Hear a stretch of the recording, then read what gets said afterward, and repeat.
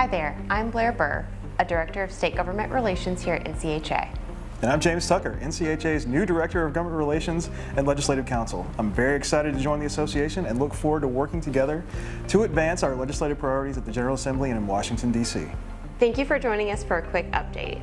Lawmakers returned to Raleigh this weekend to begin work for the legislative long session. It looks like there will be an initial focus on additional Hurricane Helene relief. Federal reconciliation efforts will likely impact budget development, which will be crucial as the General Assembly aims to enact a budget bill for the next 2 years. President Donald Trump was inaugurated earlier this month. The new administration implemented executive orders quickly. The House will go first on a broad budget reconciliation legislative effort. The House Budget Committee is considering potential proposals to pass a tax, energy, and immigration package. Among them are drastic changes to federal support for the Medicaid program.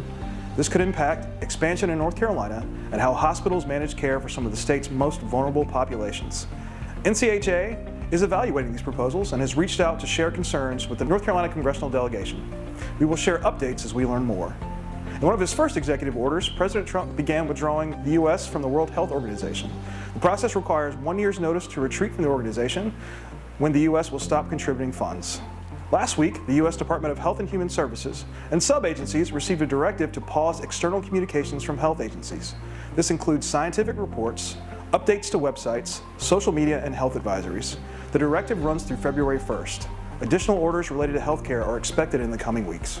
With so much taking off this month, we want to keep you in the loop as things develop at both the state and federal levels. NCHA has launched a new account on X, formerly known as Twitter.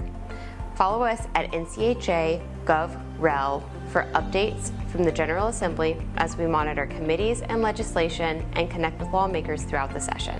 Also, NCHA has launched a new podcast, In Session, keeping a pulse on North Carolina healthcare policy. Our first 2 episodes are now live. Senior Vice President of Advocacy, Communications, and Policy, Doug Herron, sits down with our new President and CEO, Josh Dobson, as he lays out the vision for the association. Episode 2 takes a high-level overview of the 2025 legislative session and previews our legislative goals for you, our members. Listen to In Session wherever you get your podcast, or check out the link below. If you'd ever like to get in touch with James or me, we can always be reached by phone or email. Thank you for joining us. We'll be back with more updates soon.